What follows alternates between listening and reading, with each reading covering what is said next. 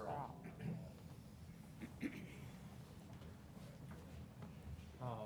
Suzette, would you please call the roll? Yes. Ms. Steele, Present. Mr. Sikich is excused. Mr. Keller, Here. Mrs. Carr, Here. Mr. Eustruck, Here. Mr. Burns. Present. I believe Mrs. Justum's on her way. She's actually, she's not. Oh, she will not be attending, so I'll mark her excused. Mrs. Kaiser. Here. And President Lee. Here. Proper notice of this meeting has been posted in accordance with the open meeting laws of the state of Wisconsin. Are there any modifications to the agenda? I have no changes this evening. Okay, then we will move on to item 6, public comments. So before we start with public comments, I'm just going to read the expectations and rules for the public comments for everyone who is listening, anyone who might be providing public comments today.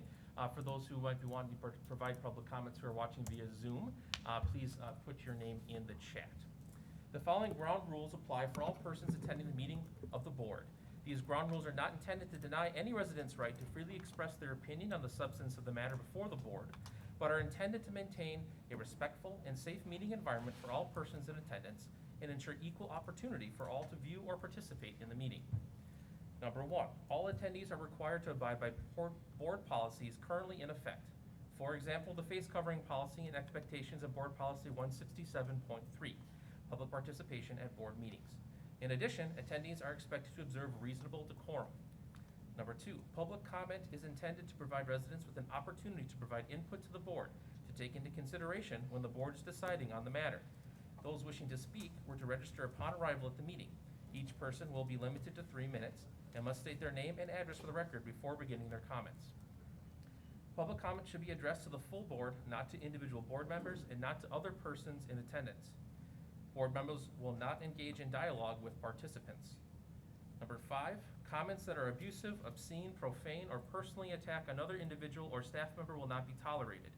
Persons who make comments that are abusive, obscene, profane, or personally attack someone will be ruled out of order and directed to return to their seat.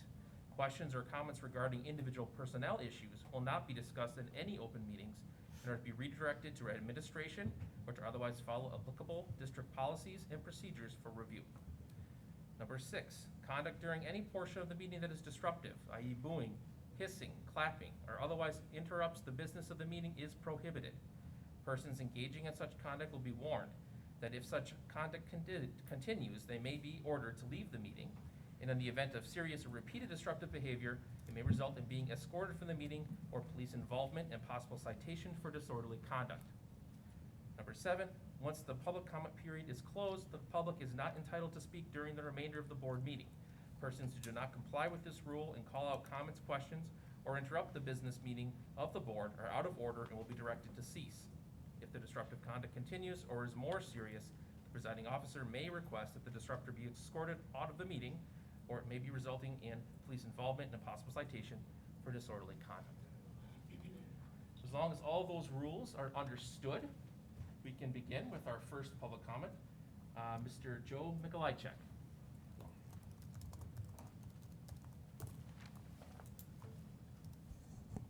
My name is Joe Mikolajczyk, 3355 south of Russell Court, New Berlin. I have some comments to make on various topics tonight. First, why has the school board continued to waste taxpayers' money by using the expensive teachers union WEA trust for health insurance? I previously asked this question and it was ignored and not answered. Would you provide me with any and all financial analysis comparing options to the WEA trust? Was this done and when? Second, enrollment is declining. The tax levy and budget should also decline. I have a feeling this will not happen. Next, I want to address the obnoxious letter dated June 25th by Mr. Lexman and co-signed by Board President Noah Lay. I will not be told by anyone in this administration or school board how I should comment on anything.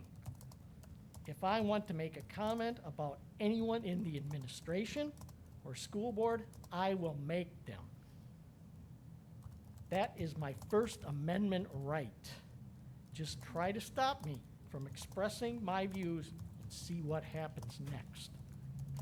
Furthermore, if all you school board members agree with the obnoxious letter dated June 25th, why don't you all go on the record and sign it? There is a major problem with this yes, sir, Mr. Lexman school board. He is an unelected educrat that seems to run the school board. This school board needs to grow a spine and listen to what the citizens are saying, not an unelected educrat. I was not born yesterday, and know your letter is a veiled threat that citizens need to temper their comments to your will, or they will not be allowed to make comments at meetings. In fact, you sent a specific threat letter to a citizen that commented at the June 14th meeting. And as for your critical race theory, it will bite you in the butt. I have a copy of the Constitution. I want it to be made a part of the record, and I suggest you read it carefully. Any questions? Not surprisingly, none.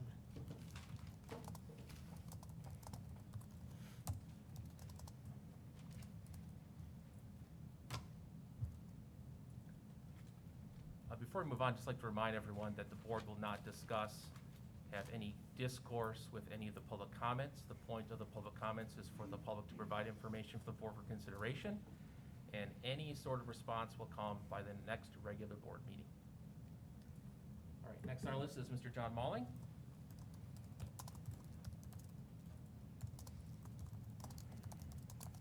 My name is John Mulling. I live at 3850 South Pole Drive in New Berlin. I am part of the West Dallas, West Milwaukee School District. I first have a question I need to have answered by you, but especially by Marty, because I need to know if anyone in the school district, a teacher or anybody else, has ordered the book written by Abram Canty. He's Mr. CRT of everybody. I want to know if that book has been ordered by anyone in this school district. I was also insulted by the letter I got from Noah and Marty. It says here, these comments receive this type of attention in part because of the manner in which they were delivered. Okay, I was a little rough, but because of the content. I got my information from Imprimis in Hillsdale College, which is one of the most elite colleges in Michigan and the United States. What I stated, they're highly respected, and everything I presented last time was factual and true. So don't question Hillsdale College. I have questions about what was said in this letter also. At the beginning it says, quote, to be clear, we are not teaching CRT in our schools. At the end of the letter it says, quote, that being said, we believe CRT has a place in academic and political discourse. I don't care if you're discussing it, but you shouldn't be teaching it. And I want to know who would be teaching it or discussing it anyway. Some places around the country, mathematics teachers are doing it. I don't think that should work that way. Imprimis that I showed you before and gave you a copy of quotes. Critical race theorists are masters of language. There are a series of euphemisms deployed by their supporters to describe CRT, including equity, social justice, diversity and inclusion, and culturally responsive teaching. Now I want to quote from your letter that you sent me. You used the word, continuing of the sentence, quote, and to further clarify our long-standing efforts to promote diversity, equity, and inclusion in our schools. That's almost word for word the guy says that theorists of CRT use, almost to the word. What a coincidence that is. I want to review what I said last time, equity and equality.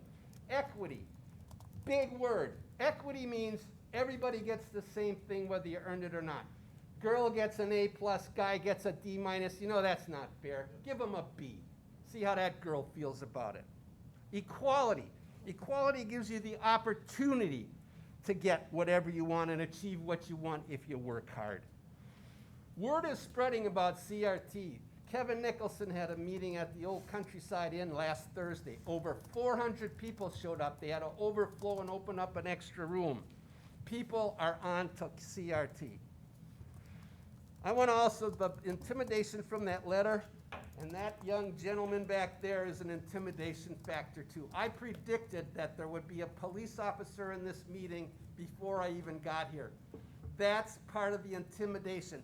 I've probably talked to 20 different people over the last 4 years, and intimidation is the word that always comes out. Every time, that's the word. Mr. Mullen, your 3 minutes is up. Okay, Please I wrap got up your one comments. last thing. I hope everybody remembers what they felt like on September 12th, the morning of September 12th, 2001. That's why I'm wearing this. That's almost 20 years ago. Remember what you felt like the morning after the towers went down. I felt like a damn heart mad American.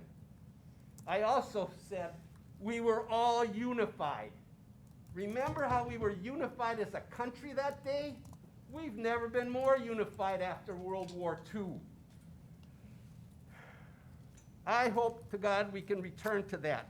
I stood at the field in Shanksville, Pennsylvania, and stood there in silence, where Flight 93 went down upside down at 550 miles an hour. Mr. Mullen, thank you. Okay.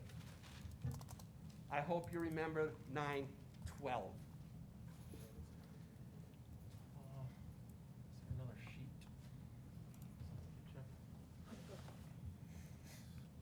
Oh, we do have one comment in Zoom. Did you have Zoom them unmuted? Yep. Leah Zacharias. Might have to wait a second so we can hear you.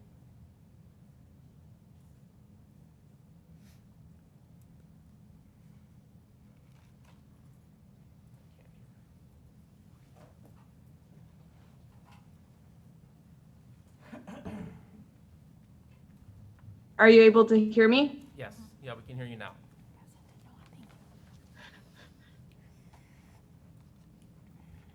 I can hear you.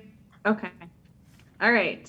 I'm Leah Zacharias from 1958 South 93rd Street. 2 days ago, the West Dallas Health Department posted on Facebook, research has shown that smiling or seeing a smile is contagious and can stimulate happy thoughts even if you don't feel happy at the time. Facial expressions have a greater impact on our health and well-being than we think. I ask that you change the mask policy to be recommended, not required. Children may end up being among the greatest casualties of the COVID-19 pandemic, not because of the virus, but due to the restrictions placed upon them over the last year, which has interrupted mental, social, and emotional development in unprecedented ways. It became clear very early on that children and teens are at very low risk.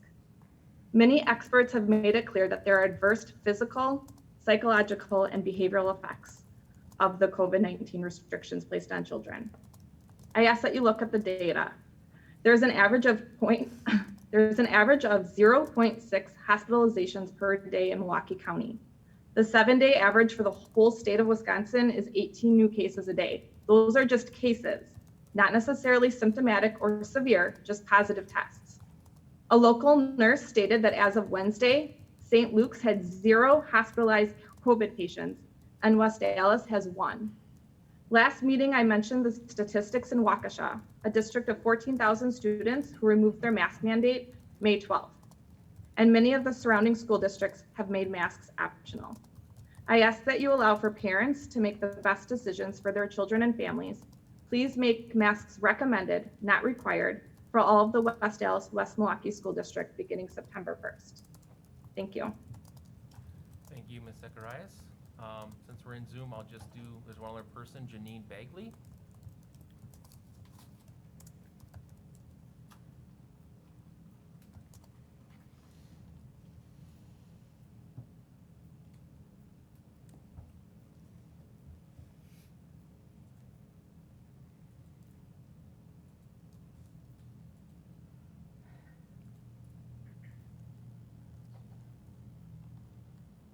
Wonder if we lost the connection. Yeah, we'll circle back to Janine if she so let's go back to our live comments. So Jennifer Stagey.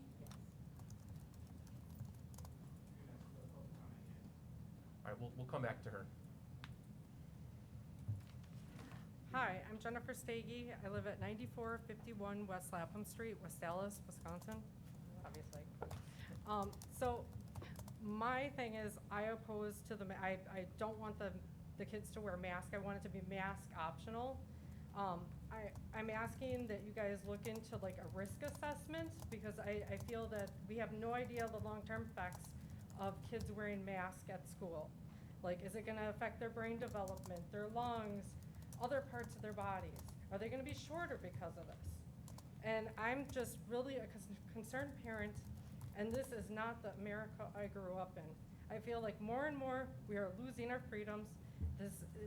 With the critical race theory, the brainwashing, I'm just done with all of it. So, and that's all I have to say. All right, thank you very much.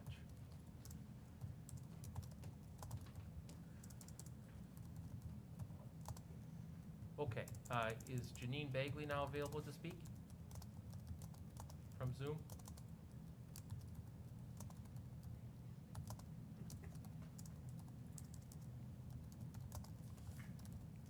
Street. Can you hear me? Yes, yes, we can hear you. I'm Yes, I assuming. can hear you. Okay, great. I just want to agree with everything that everybody's saying about the mask mandate. I think it's ridiculous that the children can go to the grocery store, they can go to the park, we can go to the zoo, we can do all this stuff without wearing a mask. But when it comes to school, they have to wear a mask. It's probably not stunting their growth or anything like that, but it's germy and gross. I mean, I have going to be a 4 kindergartner. There's no way he will keep his mask on. And if he does, he chews on his mask. There's snot on his mask. It doesn't matter if I wash the mask every single day like you're supposed to do. They're exposed to that grossness for the 8 hours that they're there. And for my children, longer, because they're in the before school program and the after school program. They're not at risk for contacting COVID. And if parents are concerned about that, then the parents should be able to say, okay, I'm very concerned about my child contracting COVID. I'm going to send them with a mask. I'm not concerned. I do not want them to wear a mask. My going to be second grader constantly got in trouble every single day because he would take his mask down to breathe. It's ridiculous. We really need to do the research. We don't need to follow whatever Milwaukee Public Schools is doing. We need to make our own opinion. Thank you. Thank you. Let's see, we have one more in Zoom. Tiffany? I don't have your last name.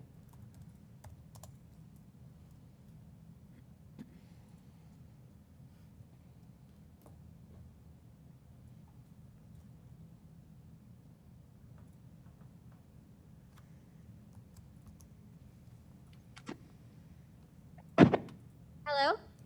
Hello? We can hear you. Oh, awesome. All right, my name is Tiffany Arnold. I live 2100 South 95th Street. I am just on the road right now, so thanks for letting me speak. I will not be sending my children back to the school if they have to wear masks.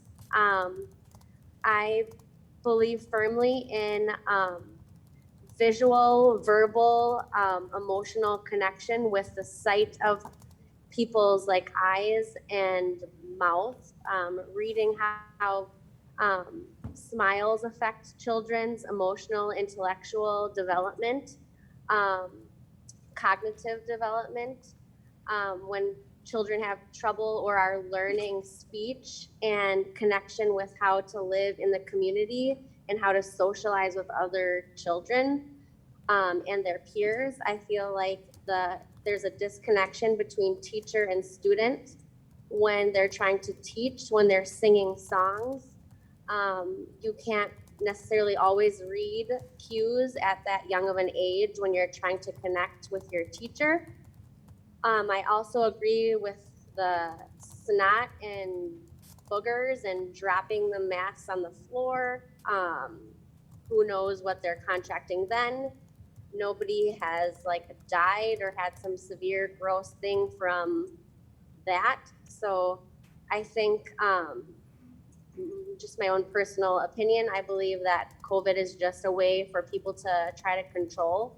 There's nothing wrong with our kids contracting or passing. The teachers are teaching, and whoever's teaching has, far from everything that I've heard, felt safe to teach, or if they prefer to do virtual, they have that option too. I feel that there should be our human rights and freedom chosen individually. If somebody's afraid to send their kids because of their beliefs, then they can send them mask or take them to virtual school. But I feel like there's a huge disconnect with emotional development for children. I feel like some children and people are born in homes where they don't have that same kind of love and attention that teachers give. I have lots of friends that are teachers, and like the stories that I've heard in their classrooms of little kids crying because they like hate wearing the mask, and then as soon as their teacher pulled the mask down to smile, they had like a physical body like of relief, just because they want to smile, they want to like connect with one another. Human beings are wired for connection. That is fact. And all the other CDC, FDA, I think a lot of that's very opinionated and very biased. I feel like this should not in any way, shape, or form be a political thing. I feel like this should be like a humanitarian thing. I feel like we should all dig deep. Like, would you really want to risk your child getting sick? Then don't take them to school, do something else. For everybody else, this is a public school. We should have our freedom. And if we have to have the masks with whatever comes forth from this meeting, I will not put my kids back into the school district. I just think that you're taking away too much of our rights. Our kids need connection. They need to smile at each other. They need to laugh. They need to sing. Ms. Arnold, They your need to 3 take a minutes breath is in up. to sing when you're doing a warm up, when you're doing an exercise, when you're doing the daily songs that you do in the class, when you're doing a reading, when you're responding to a teacher, you take a breath in, you're sucking in your mask and you can't breathe. And the kids aren't saying that because all they care about is seeing their friends and connecting with people, so they can't speak for themselves. Ms. Arnold? So we need to speak up for our children who don't know any better. I hope that we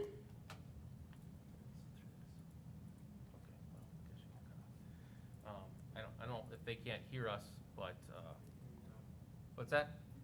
They can hear now? All right, so Ms. Arnold, sorry, your 3 minutes was well up. I guess you couldn't hear me saying, so thank you very much for your comments. So we'll move on to our last comment we have written down here, Mr. May. Thank you, members of the school board, honorable members of the school board. My name is Michael May, 837 South 113.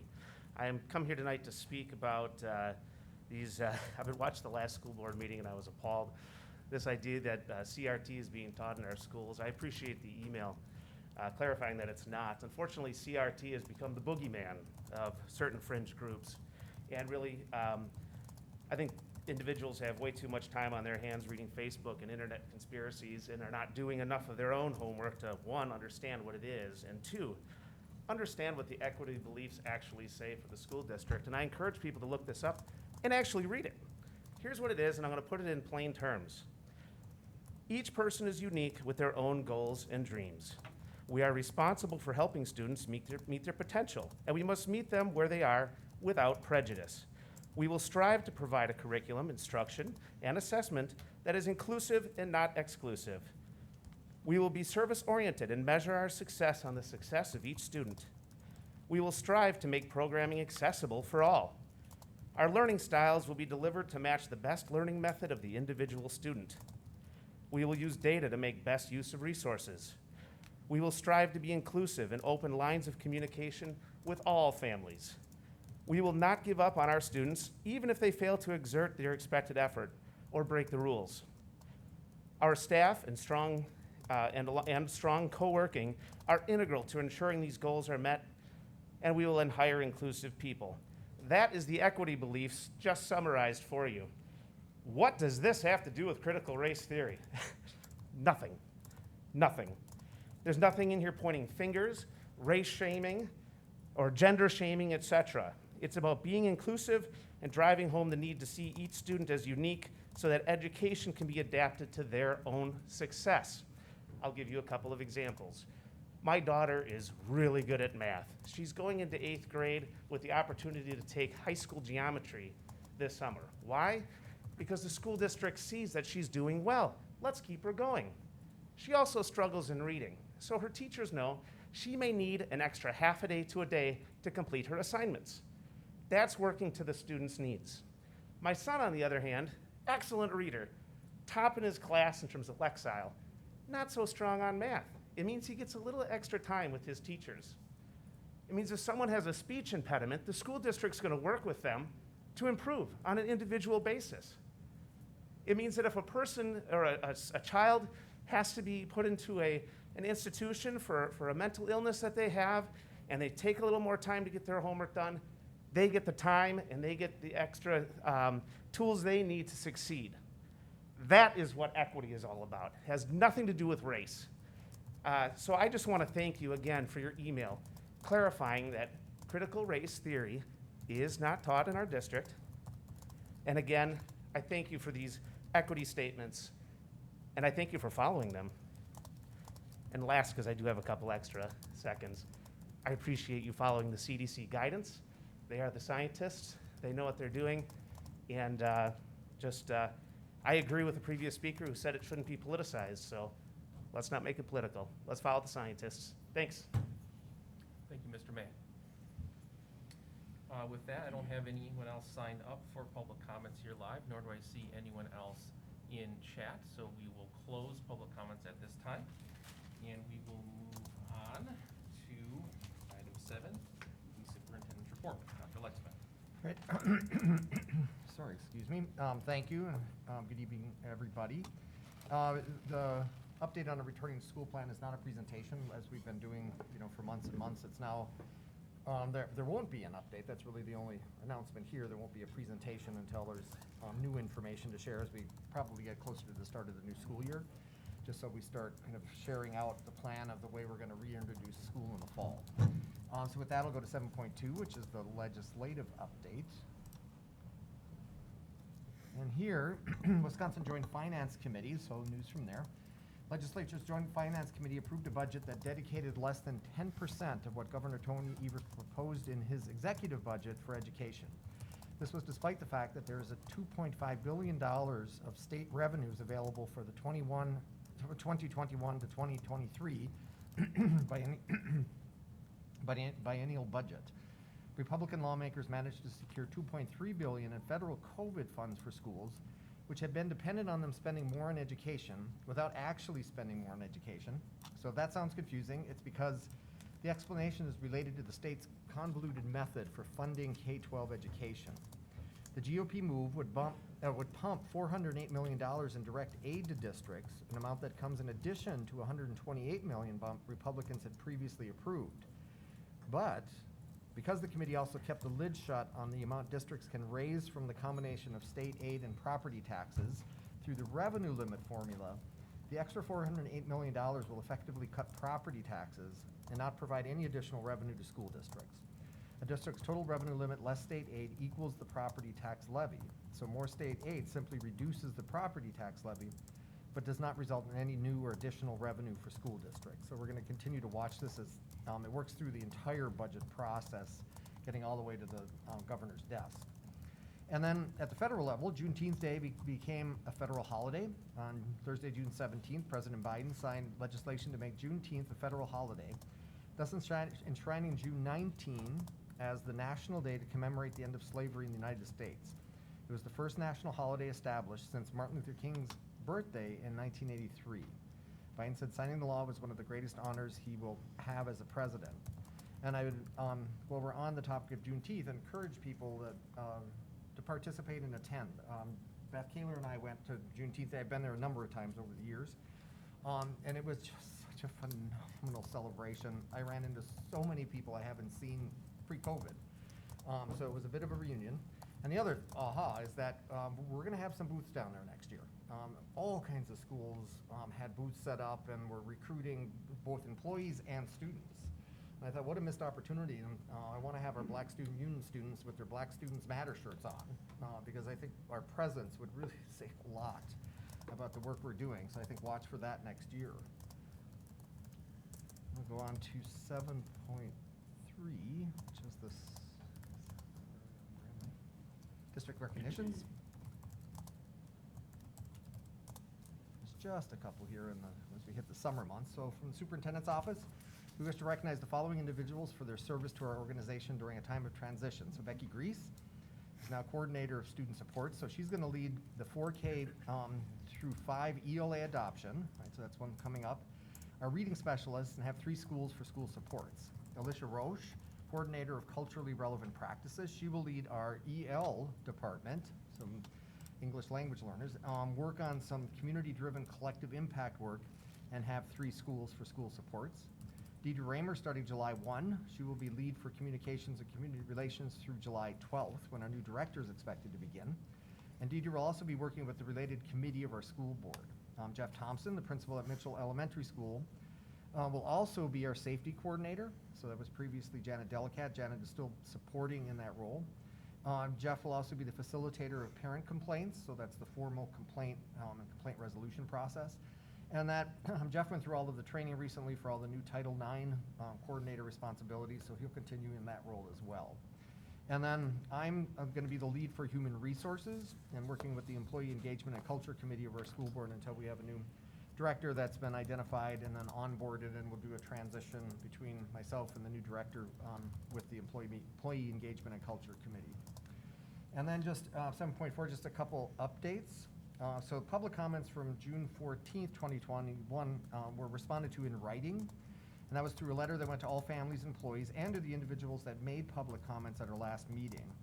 In addition, more detailed information was shared by email earlier today with one member of the public that inquired about WEA Trust health insurance. So all of that has been responded to at this point. So summer school, we started with high school today, and we're almost set everywhere else. A few hiccups here and there, getting access into Skyward. But teachers are in place, the curricular resources are arriving by the day, and planning has been happening all over the district. So we've expanded summer school to address some of the challenges and what people talk about these days is learning loss, but the dynamics of what we've experienced in the last year and a half. What is exciting for us at the high school level, there's a new strength and fitness course. It's offered both at Hale and at Central. There's over 150 students signed up for it, which is a lot of kids for us in a brand new course. And there's also about 70 students who are choosing to take personal finance, so that's a new graduation requirement, and so 70 of them taking it this summer. And why that's exciting is not only the numbers look good, but what that does by students taking these courses in the summer, it opens up opportunities in their schedule to take other electives during the school year. And elective teachers love to see that kind of thing. It allows them to start growing their program. So it's good news in a number of directions. In our leadership hiring, a little update. So for the new principal at Central High School with Jeff Taylor retiring, and we continue the process for both Central and Human Resources. Last week we completed the first round of interviews for the Central position. And we moved what we feel are 3 really highly qualified candidates to the second interview, and that'll take place at the school. And so we've attracted some interest from other school districts, which we're really excited about. The second round panel includes teachers, parents, and students from Central, and that Steve Sperry, who's been working with us and on and off supporting human resources, doing other things, he will actually facilitate the process. So we have somebody kind of independent from the school and from us facilitating the process for the final round of interviews. And then we completed the first round of interviews for the Director of Human Resources this morning, in fact. And we've scheduled the second round of interviews for Thursday of this week. So we're moving that process along as well. And here too, we're excited about the opportunity to add some new depth and real experience, hopefully, in that area for the organization. And then finally, our facility master planning process wrapped up the first phase, which includes a set of broad recommendations, and it's coming from the Facility Advisory Community Team, so FACT is what we've been referring to. The next phase will be a series of workshops with all of you, with the board, and we've scheduled at least 3 at this point. And what it'll be is an abbreviated version of the learning experience that the whole FACT team had. So you have a chance to ask all the questions about the various reports and the analysis and those kind of pieces. And then we'll introduce the recommendations and talk about how those formed coming out of FACT. And then it really is turning it over to all of you in the coming months to consider any action on a more detailed version of that plan. And that will include launching a community-wide survey. And as I explained to FACT, what the board will have is information that FACT didn't have, and that's the results of a survey. So what is the community really interested in this big set of ideas, and will there be support through a referendum to actually implement some of these ideas? And that may shape the recommendations differently than what came out of FACT, and that should be expected. And some of the some of the email I received from FACT members like, well, how come we couldn't have the survey information, because we would have shaped our recommendations differently? And the answer to that is yes, that's probably true, but we need to have something to survey about.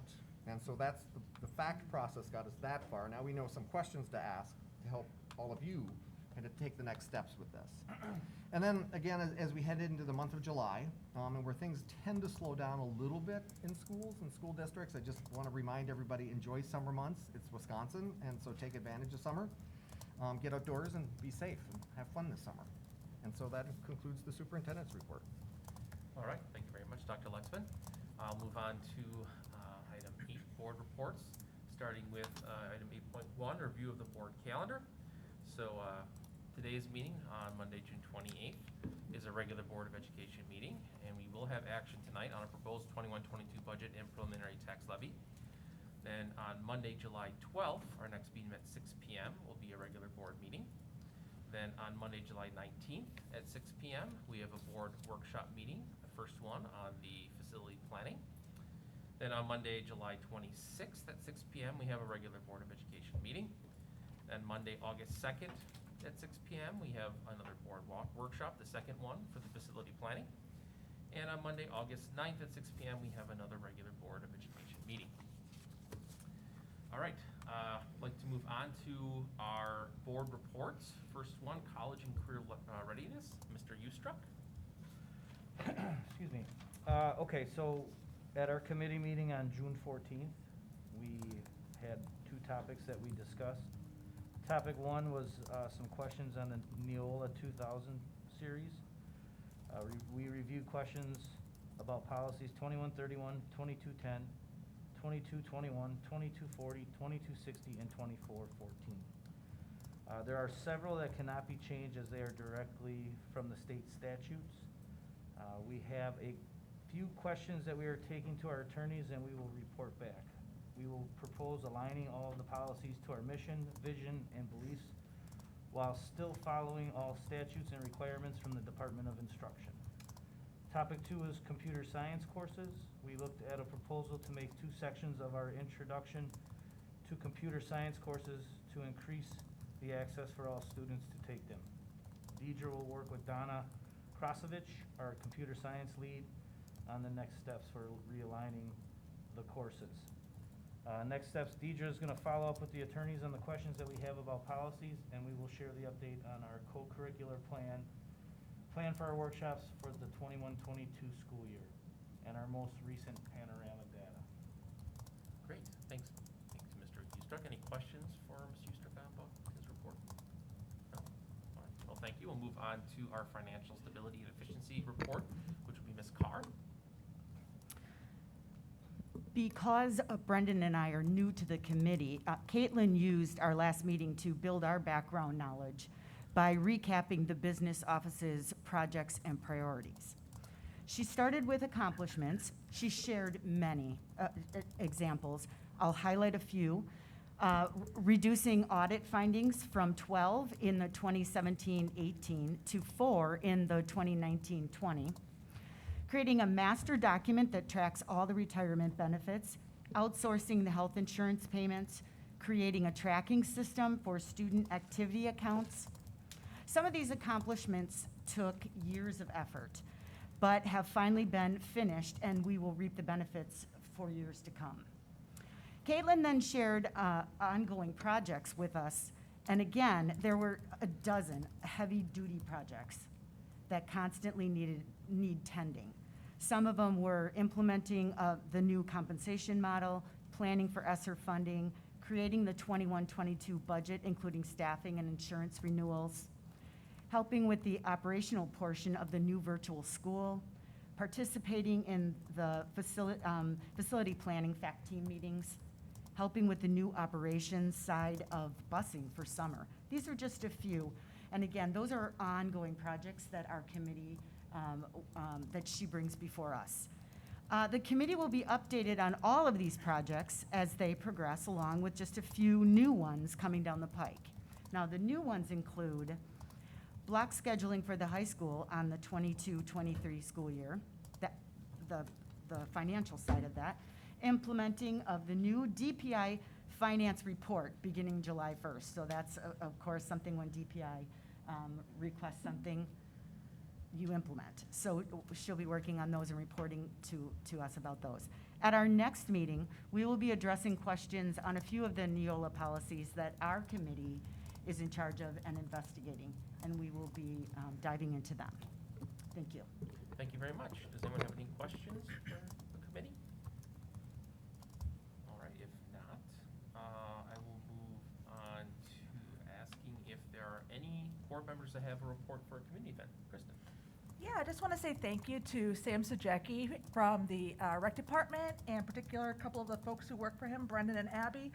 I'm coaching through the rec department baseball with a bunch of little ones, and it's been taking quite a village, but the rec department's been amazingly responsive, reaching out to coaches and parents quite a bit about expectations and what they want to see out of it. And I just want to say thank you for the smooth ride that it's been so far, and I'm looking forward to the rest of our season. Awesome, thank you. Amy? It's not a community event, but I just wanted to say thank you to our FACT committee. I was able to start the FACT committee as a parent rep and then obviously come on the school board, but it was a very intense process, a lot of information. I think that we'll see that when we do our own workshop. So I just wanted to, I didn't have an opportunity at our last meeting to say that, but to say thank you to all of our FACT team, parents and staff who dedicated all that time and energy to moving us forward. All right, yes, thank you very much. I echo that thank for them. That's a lot of time and effort put into a very, very important process, and a lot of details and things like that that they had to digest and consider. So I do echo that. Thanks for the time and effort those community members put into that committee. Any other reports or comments that board members like to? All right, then we'll move on to our consent agenda. We have item 9.1, the approval of minutes. Item 9.2, our employment summary. Item 9.3, supplementary contracts. And item 9.4, the financial summary. Does anyone need anything separated out? If not, I would look for a motion. Move to approve. Second. Okay. All right, is it moved and seconded? Any further discussion? All those in favor? Aye. Opposed? All right, that passes. Okay, so if I could ask just for a little pause here. So thank you. So in the employment summary, you approved 2 new leaders, and we'd like to take an opportunity to introduce them both.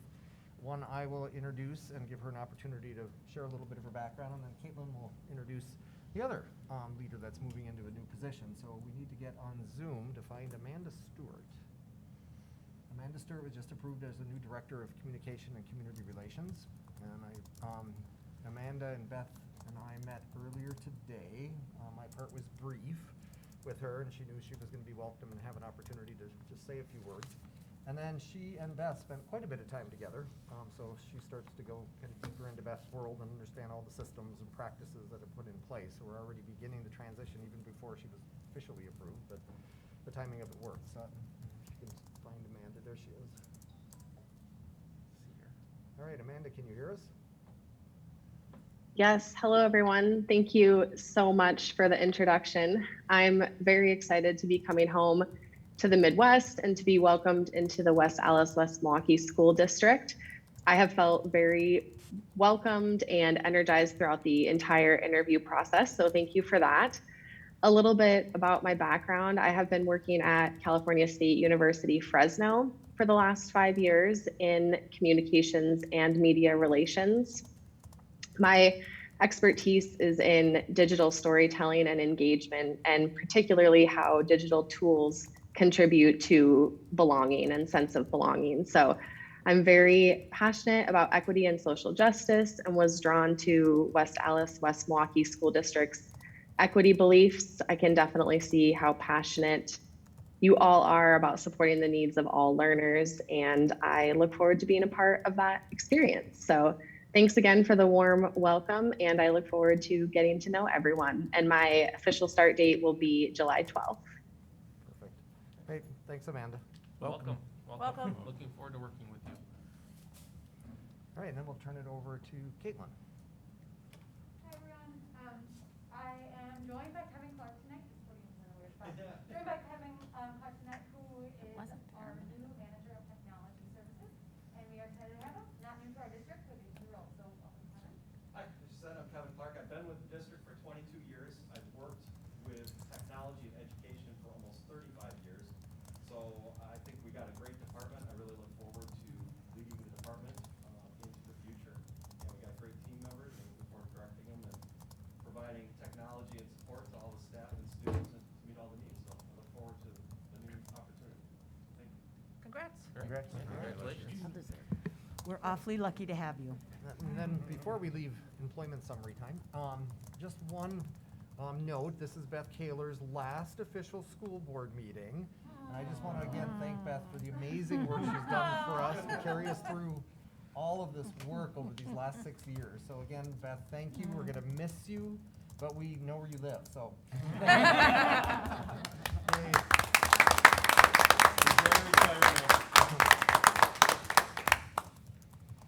All right, thank you very much. Congratulations to all our new hires, and yes, Beth, you will be missed. So, but we do have your phone number. So thank you very much for all that you've done for our district.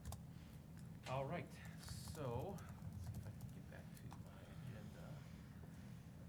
We're going to move on to our action items for this evening, starting out with item 10.1, the 21-22 district property liability and workers' compensation insurance with Ms. Windler. Were you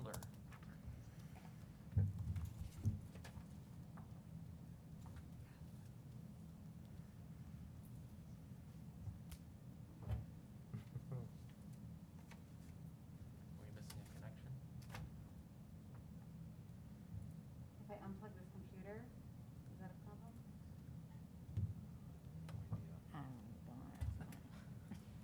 It's always a challenge. Okay, I can We do got it. Kevin. Did Kevin leave? Kevin just left. Oh, I can do it without that. Okay, so let's just get situated now. Okay, so this first item here is our district property liability and workers' compensation insurance. So we're joined tonight by one of our representatives from our insurance broker, Marsh and McLennan Agency. So I'd like to welcome Mary Pat Anensen. She's on Zoom, and she's here for any questions that the board might have following this update. So in the action item that is attached, so anybody who's listening tonight and our board can view that on board book, we have a proposal for the renewal of our property liability and workers' compensation insurance. There are a number of carriers that we use for those insurances, and those are listed in the document that is attached to board book tonight. The main, there's two main updates that I'll talk through tonight. So one of them is the increase that we'll see from 2021 into 21-22, and that is mostly attributed to our workers' compensation insurance increasing.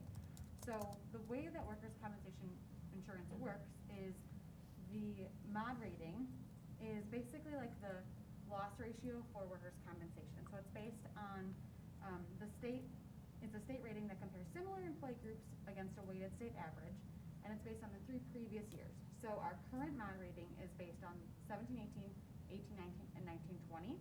And so our mod rating increased from 1.28 to 1.45. The goal is to not have an increase. The goal is to stay the same or decrease. And so because our mod rating increased, our workers' compensation premiums increased as well. So the increase of about 5% from 2021 to 21-22 is almost entirely attributed to our increase in workers' compensation insurance. And in meeting with Mary Pat and her team from MMA, they have a plan and a process where they work with school districts to identify what workers' compensation area we need to focus on. And so we'll be doing that in partnership with RES, our workers' compensation carrier, throughout the coming year to identify our area of need and then create a plan to address those needs in order to bring our workers' compensation moderating down for future renewals, which should hopefully provide us with less increased renewals or potentially stay the same or decrease renewals going forward. So that's the first piece is on workers' comp. And then the second piece I wanted to review tonight with our board and the public is the other large change within our renewals. So we had in 2021, we had two cyber insurances. One was through Beasley and the other one was through CIC. So those are the two insurance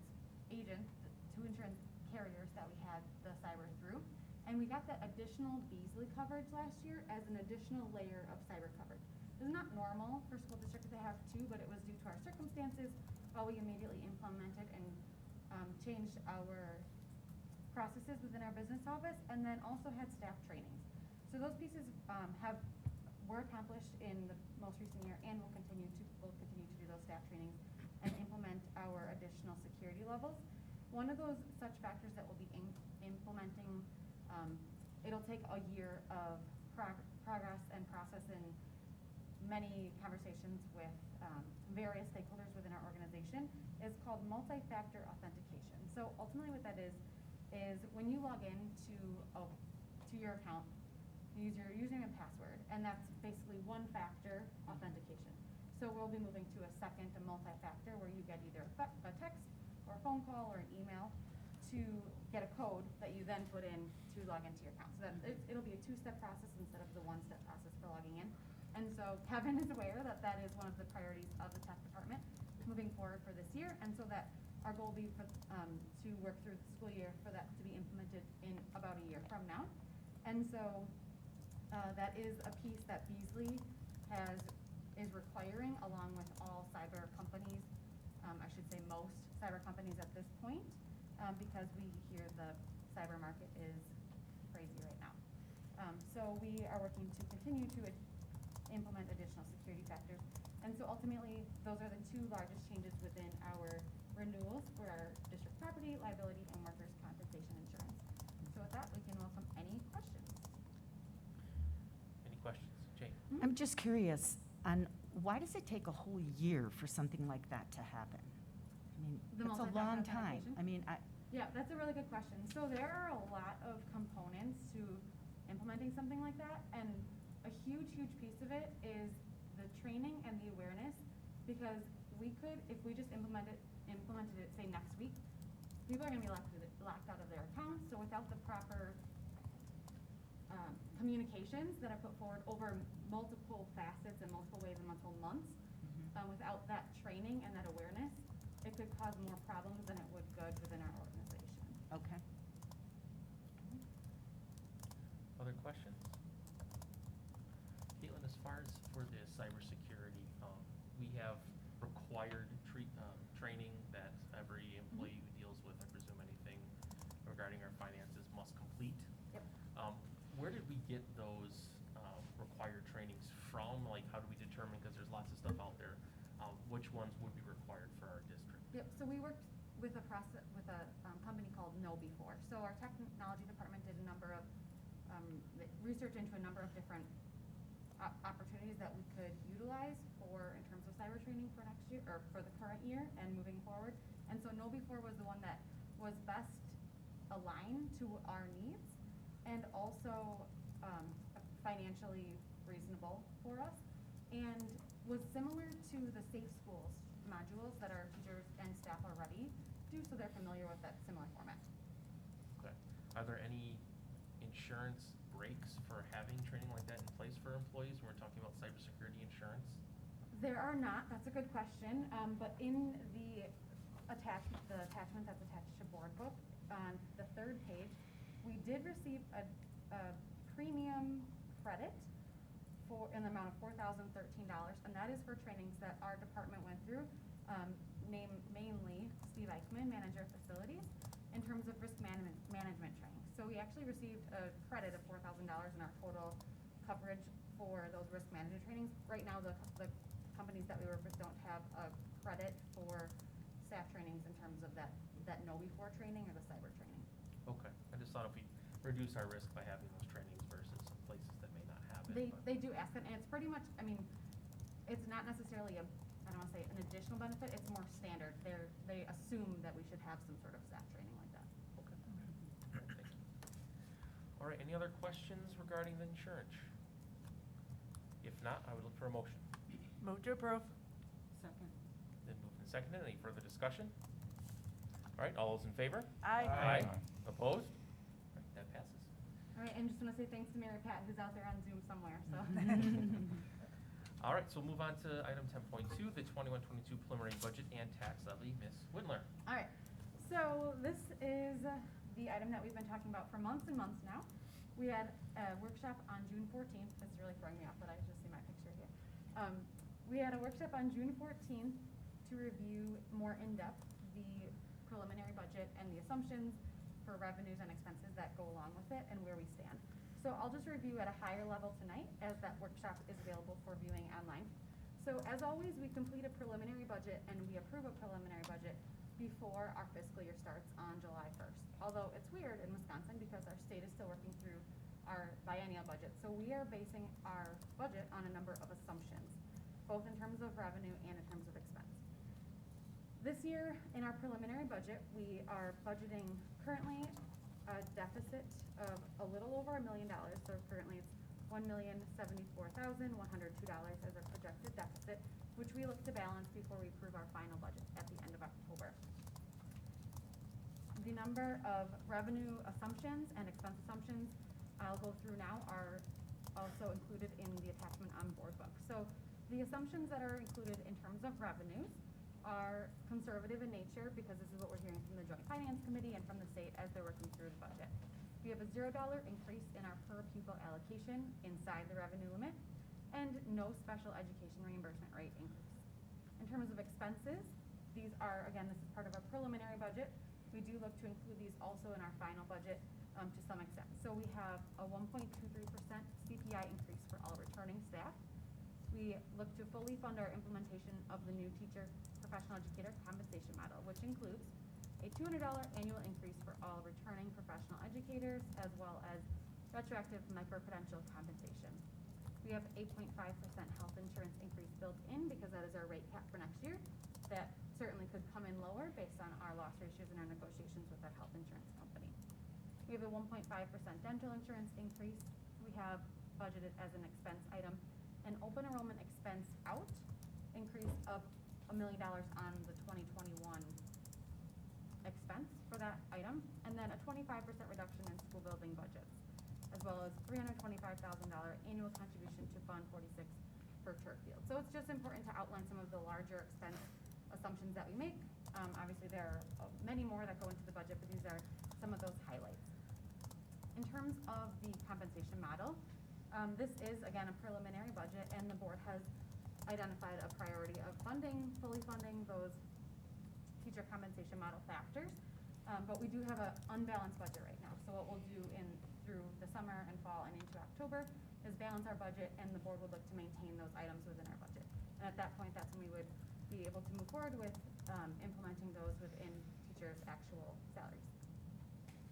I also wanted to just touch on the total tax levy and then mill rate. So our total tax levy from our current year, 2021, I say current, we have 2 more days left in our current fiscal year. So from our 2021 tax levy moving to our projected 21-22, we're looking at a decrease of about $1.5 million in our tax levy. And we'll also see projected right now a decrease in our mill rate of over 50 cents. So right now it's projected to be a 54-cent decrease. And those two factors, there are a number of items that go into calculating those two things, so it's not attributed to just one item.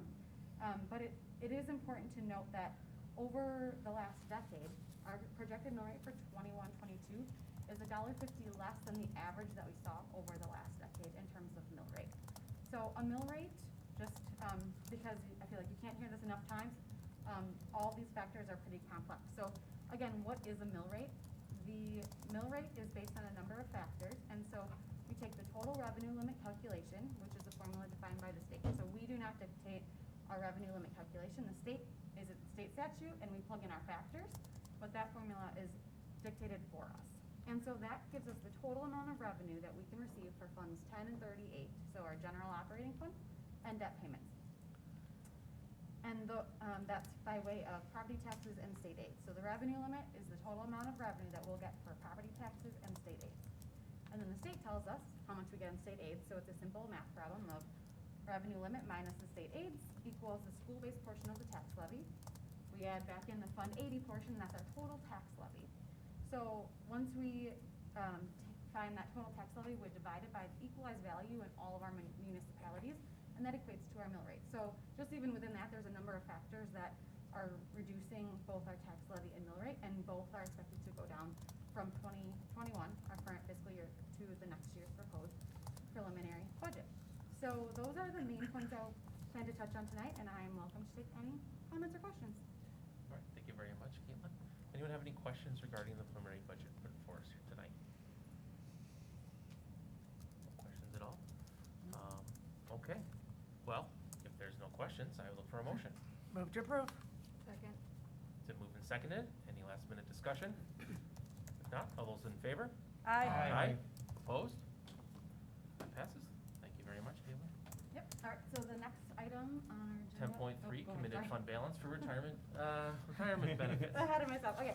So this is the last one that I am up here for tonight. So we talked through, during a May 17th board workshop, we talked through a budget amendment for the current fiscal year, 2021, as opposed to the preliminary budget that we just looked at for next year. This is for 2021 that we're referring to now. And through the number of budget amendments that we talked through, the board also discussed $4 million being set aside for the specific purpose of future retirement benefit costs. And the board would be able to decide when those dollars are actually utilized. So just because we're setting them aside now, doesn't mean it's part of next year's budget. It would be part of our annual budget process where our board would decide, this is the year that we would like to utilize those set aside dollars. So we are governed by GASB, we refer to, Governmental Accounting Standards Board, and so there's a number of statements that we function underneath. And one of those is Statement 54, which specifically refers to fund balance reporting and then the different classifications of fund balance. So, I know, thrilling topic. Most of our fund balance is under a category called unassigned, and what we're going to do tonight with board action is committing fund balance under a category called committed fund balance. So, in GASB 54, it states that the committed fund balance classification includes amounts that can only be used for the specific purpose determined by a formal action of the government's highest level of decision-making authority, which of course is our board. So with an action tonight, we would dedicate $4 million to commit to fund balance for future retirement benefit costs. And then the board could always take action at a future board meeting to uncommit those funds. But right now then what we would, with the committed funds, we would only be able to utilize them for that specific purpose of future retirement benefit costs. And so these are dollars coming from our 2021 budget based on the factors that we talked through on the May 17th workshop. Okay, does anyone have any questions regarding this? We went through in the workshop, it's pretty straightforward. So the hope of this is obviously kind of the starting point for looking at long-term post-employment benefit costs for our district. So, all right, well, if there are no questions, I would again look for a motion. Move to approve. Second. Been moved and seconded. Any last minute conversation? If not, all those in favor? Aye. Opposed? That passes. Thank you very much. Thank you. Thank you, Caitlin. Yep. All right, so we will then move on to item 10.4, Southeastern Wisconsin School Alliance membership. Dr. Latzman. Yeah. Thank you. So this is an annual item, comes forward about this time every year. So we're one of the members of the Southeastern Wisconsin School Alliance. And what SWSA does, it is an effort to coordinate amongst almost all of the school districts in southeastern Wisconsin lobbying efforts in Madison, right? So it's a way for us to have a collective voice to try to influence legislation that benefits our school districts and in particular our students, right, is what we're really motivated by.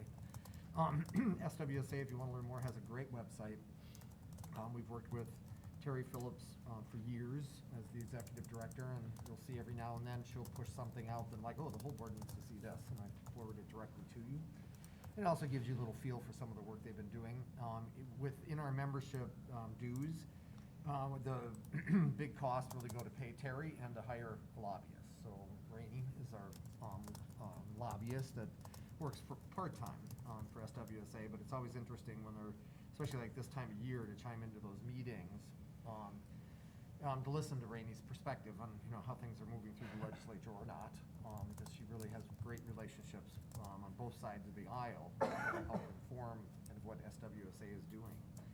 So it's been a good partnership. I've over the years served on the executive committee for SWSA, and you kind of cycle through. There's different regions, so they want representation from different regions, and it's usually a superintendent and a board member. And it's after 2 or 3 years, then people kind of go off. So I've done my cycle of support and service to the organization. But we're well represented with it, and so we encourage the board to continue the membership and to continue to be a partner in that kind of resource and influence to help support public education of our kids. All right, thank you. Any questions regarding this? No? If not, I'd look for a motion. Move to approve. Second. It's been moved and seconded. Any last minute discussion? All those in favor? Aye. Opposed? That passes. Move on to item 10.5, independent hearing officer resolution for expulsions. Dr. Lexman. Yes, so this is another annual item. The board, in order to facilitate expulsions through an independent hearing officer, has to approve or take action to approve the implementation of an independent hearing officer. We work with an attorney from Bulow Vetter. We did a few years ago when we shifted to an IHO. We did get an appeal of an expulsion that went to DPI, and we had been using Dan Valide, who's also the attorney that does primary advising for the board. It's really the primary attorney for the board. DPI said, yes, in fact, there is a conflict of interest given that, and so we changed to a different attorney, and that's been supported by DPI, and then we actually redid that expulsion, and the expulsion held the second time, so just so you're aware of a little bit of the history there. We do like the process because it does give an independent lens on it that is also an attorney, so it follows really good due process procedures, and our I's aren't dotted or T's aren't all crossed. We get that feedback in that process, so it actually holds us accountable in that process to make sure that if we do have to move towards expulsion with a student, we're treating students in the policy, in the process, under the statutes fairly. And I think having the IHO really supports us doing that process as hard as it is at times, but doing it well. All right, any questions regarding this item? If not, I will look for a motion. Move to approve. Second. Been moved and seconded. Any last minute discussion? Not, all those in favor? Aye. Opposed? All right, that passes. All right, move on to item 10.6, policy revisions to number 535, rules, staff reduction and force procedures, second reading. Dr. Lexman. Yes, so this one has been talked about before with the board. We brought this forward through committee to a first reading, and it's a small change within the matrix. And the matrix actually now will be attached to a rule under a new policy. The new policy is actually 3131, staff reduction. So that's Neola, and so the change to what used to be 535 happened kind of along the same path as when we adopted all the new Neola policy. So I just want to be clear about the numbering here, and so we understand exactly what we're doing. So we're not actually changing the policy itself; we're changing the rule, and it's a small change, but I think it's a smart change because what it does, it takes out part of the process that was really kind of subjective. If we get to a tie in a building where a teacher or more than one has to be reduced, because then this is all by enrollment, it's all fiscal. This is not performance, right? This is fiscal reduction. One of the tiebreakers was contributions to the school community, and that gets to be a little subjective, right? And so as we worked through that this last round, it became really clear that this is not exactly as clean or as fair as maybe it could be, and simply taking that out and going to tiebreakers as years of service or date of hire. And so it's a little bit old school, right? Last in, first out. But it is, I think, the cleanest and fairest way to do that when you're in a moment where now we're tied because they're equally high performers, they're equally in their years of service, so where do you go to? And so I think this does make sense, and again, it'll be in the rule, not the policy language itself. All right, any questions regarding this change? Not? I'll look for a motion. Move to approve. Second. Been moved and seconded. Any last minute discussion? Not? All those in favor? Aye. Opposed? That passes. All right, item 10.7, COVID-19 mitigation practices change to mask wearing requirement. Dr. Lexman. Yes, thank you. And so this item really is coming forward because it seems like we're in a space again where we're trying to balance, as we have been for months and months and months, right? Various kind of competing needs and interests and information around what are the best practices during a pandemic. And we're in a phase of, the pandemic is changing too, right? So lots of people are immunized now, although, children under 12 can't get immunized yet. So there's that, right? So there's some kind of competing interests right there. Many of our neighbors have relaxed or dropped entirely mask requirements in schools. Not all of them, right? So MPS is the biggest school district in the region and has not changed, but many have. So there's differing kind of approaches to this. CDC guidance officially has not changed in terms of masking requirements in schools, but then there's also the, what we've talked about all along, one of our guiding principles of our returning to school plan is practicality of implementation, and how much energy do we want to spend in enforcing a mask requirement that, especially for older students and adults, if they're vaccinated, is really unnecessary. Right? So, so we're bringing it forward for the board's consideration and to talk to each other about where do we want to go next with the mask requirement for us.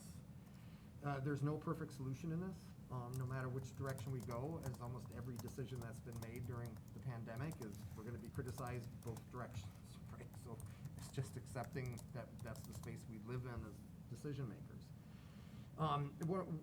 So the recommendation that we're bringing forward is to try to find something in the middle, and it's not perfect because it creates its own complexity. But the logic of it, at least to me, is that where we have younger children that do not have vaccines available, so if they're in a building somewhere engaged with us, whether it's summer school or rec day camps, everybody in that building, because younger kids there that can't get vaccinated are there, everybody wears a mask, right? And we even identified between certain hours, right?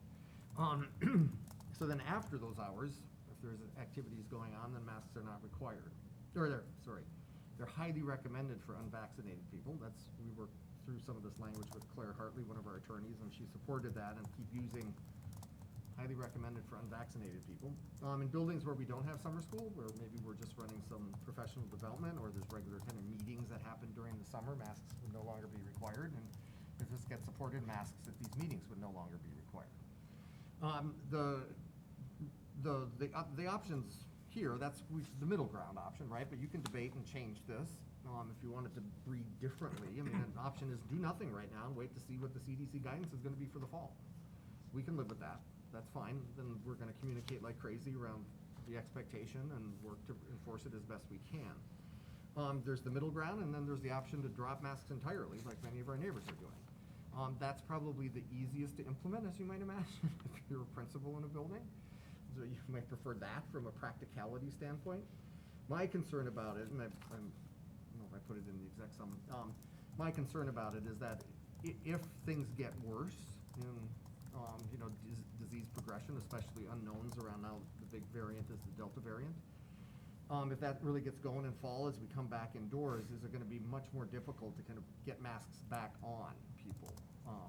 And I don't know the answer to that. It may or may not be. If things are really, look really bad again in disease progression, I think people will all be like, okay, well, we got to put our masks on. But if we're somewhere in between and the guidance is no, we need to have masks again, is that going to be a heavier lift because we dropped the requirement, or highly recommended for unvaccinated people, made that the requirement. So again, I feel like I'm all over the place because I am with this. And so what we've presented is kind of the middle ground. Shelley Strasser's here if you have questions about the implications of whatever decision you make for recreation, because I think they have greater complexity to try to implement what we've kind of put on paper than even the summer school, because Shelley gave a great example in an email today that there are students at Hale that are in athletic, high school students in athletic kind of activities during what is the time of mask requirement, and those same students are then after those hours in athletic activities at Hale. So during these hours, they have to wear a mask, but then that same kid later doesn't, right? That's the reality of it. I don't know how else to clean that up by finding a middle ground, but I just wanted to be honest about kind of how this might shake out if it's implemented as kind of put on paper right now. But with that, I'm gonna turn it over to all of you and just help us figure out where you want us to go next. All right. No questions, I assume? You're gonna Kristen? Thanks for saving this to the end, by the way. I would personally like to table face masks requirement for buses at this time for September 1st. I think it'd be kind of nice to sit on this as a community with the newer, little more relaxation on the masks when it comes to those who are vaccinated. I think we should table September discussions until we're a little closer and see where we're at, with the hope that there is a vaccine being developed and moved forward quickly. I just think these are two separate discussions. And so to also have the bus September 1st discussion is a little too soon. Okay. Kind of piggybacking on that, I think there's a possibility, because we've said we haven't had CDC guidance in a while. I would imagine as we get closer to the school year, that's something that hopefully will change, that will provide a little bit more guidance. I think in terms of the summer school situation, I think that makes sense. I think people made decisions based off of what was going to be in place, and now you've got some of that cohabitating that wasn't necessarily completely expected, and I think kind of making those expectations clear makes sense. But yeah, potentially making a decision on September 1st for when the school year starts, whether that be end of July, early August, kind of revisiting that as we have more information.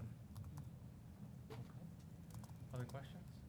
I was just going to jump on that and agree with both Brian and Kristen.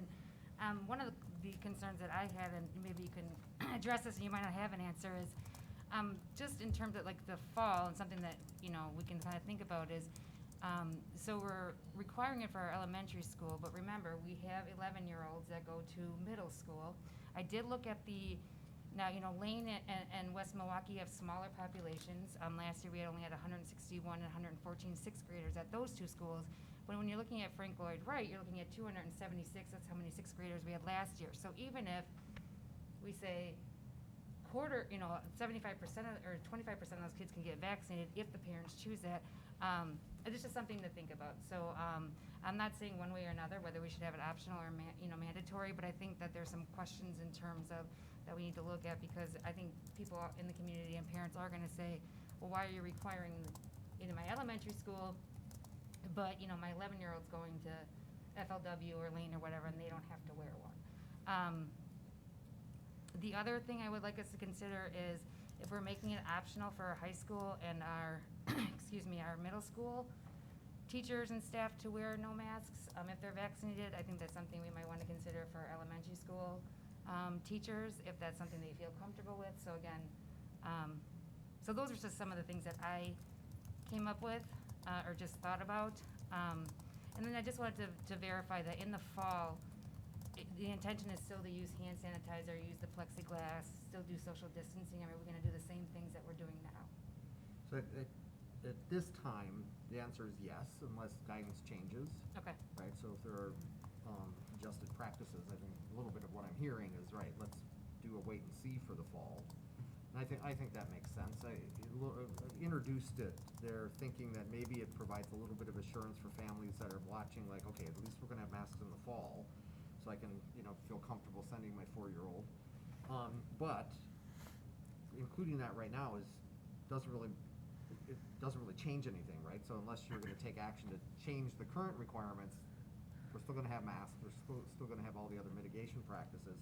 It's really, I think, starting July 1 up until the end of August, right? I think what I'm hearing is, do you wanna make some adjustments there on, and then we'll revisit kind of what comes in the, in the fall.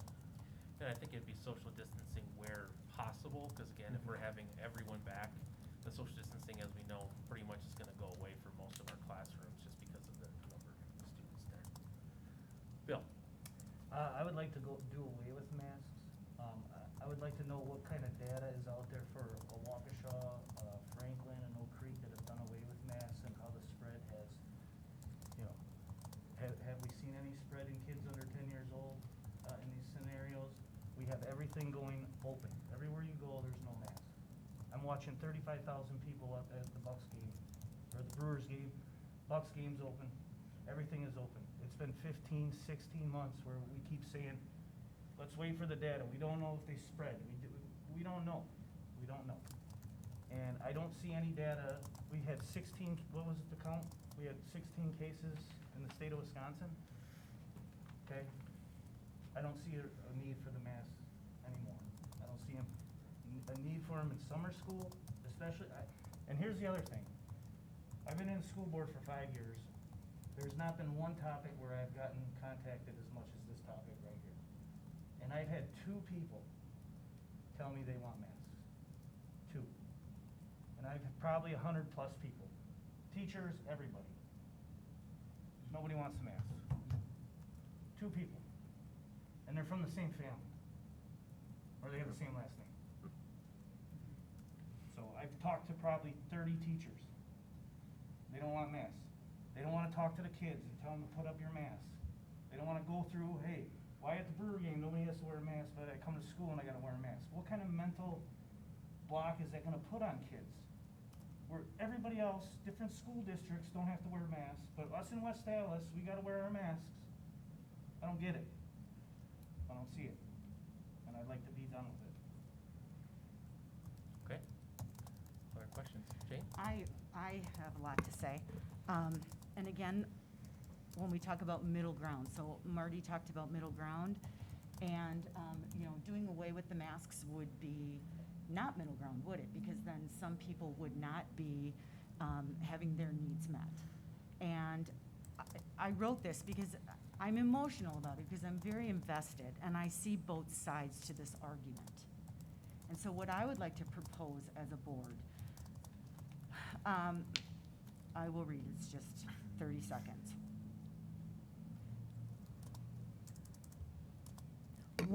We have all been part of the deeper learning competencies, all of us doing this. We have collaborated and communicated and problem solved, and we have done so much self-directed learning as a country, as a world. We have been imploring these, but what we haven't done is agreed on the content mastery. All right, so the content mastery is when we read things from the CDC, when we watch or read articles and we watch television. And what's happening is that the issue, this becomes the issue. So both sides make compelling cases for masks or no masks. Both sides can use science to back up their stance. Both sides truly believe that they are doing what is best in their hearts for their children. And I believe all of you, before I got on the board, you truly believe following the CDC is the way to go. You believe that that's the best thing for our students. And I respect that. But when you have 2 opposing sides, I feel that we as a board should leave it up to the parents. We should not be voting, yes, we are going to keep masks in place. No, we are not. I think that we should give this responsibility and this decision to the parents, because a year ago when we backed and used the CDC, it was because it was new and we didn't know, and we said, let's just let these experts handle this. And I think we made a very good decision doing that. But now we are in a completely different space, and parents know a lot. And if we want to live our equity non-negotiables, then we need to listen to all families, whether it be the 2 that want their children so desperately to wear masks, or the ones that don't. And so we need to give a gradual release of responsibility to our parents. And we need to go back and revisit this and say, no, you know what? We're not going to make this decision. The parents are. And we'll have it optional. And that's the way that we meet middle ground. Make this an optional thing. Let the parents decide for their children. All right. Other questions or comments? Kristen? And based off that, then I'd like to hear from teachers, because we also serve for them. And where do they feel on this subject at this point? Okay. Any other questions or comments on this?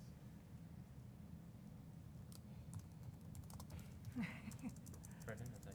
Yeah, I mean, I don't know what that means. no, no one knows what that means. I think that we're in a space where we have to one, look at what's best for our families, what's best for our communities, but I think two, the issues as well, if we're talking about equity, if we leave it up to the parents and we have a lot of people that are upset about masks and they're like, we're not wearing masks, we're sending them in, that leaves the equity away for the people that want the masks in place. That leaves people behind that don't feel safe. And it's like, well, they can go to virtual school then. Why don't the people that don't want to wear masks go to virtual school? If they don't want to follow the guidance of the CDC and the professionals that are in the field, then shouldn't they be the ones that are making the choice to stay home, rather than putting that onus on the people that want to participate in the community, want to participate in things that are going on within the community?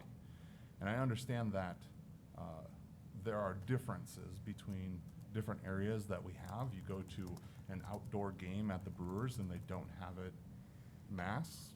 It's outdoors. That's along with the CDC guidelines. You go to the indoors, Pfizer has a mask mandate. It is on their website. So if they weren't following it, that's on them, not necessarily on us going like, well, why can't we do it? And I think if we're talking about those two that desperately want their kids to wear masks, I want my kids to wear a mask. I have a 4-year-old. He wore a mask. He didn't have a problem. It gets gross, he puts on a different one. I think it's also about how we support it at home, and that this is just what we do. It's not something that's a terrible piece in place. It's not something that's going to be awful. It's not going to hurt you. It is simply what we do. And the expectation in this space is that expectation. The expectation over here is that expectation. And we as students have that when we go to different teachers. So arguing that, well, we're different, yeah, we are. We've also kept our transmission down. We've been able to maintain our school at a high caliber education. And I don't think that backing off of that now, when we have a Delta variant that's coming in, is going to do us any good. I mean, we're going to have to fight it harder to get people back in the masks if they are taking them off now. Okay. Kristen?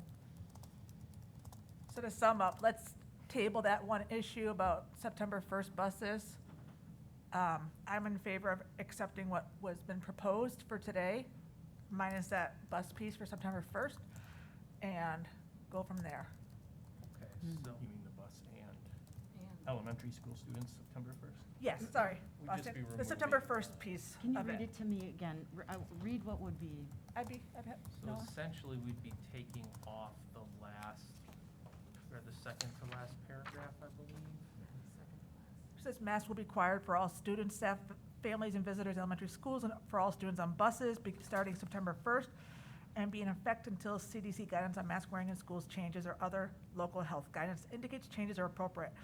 I'm asking that that part be removed because it's very separate from summer, where it's just a different atmosphere and different expectations and levels of crowdedness, and allowing for athletics, parks and recreation, and within the facilities, departments and such, be able to take masks off for vaccinated adults, and highly recommend otherwise.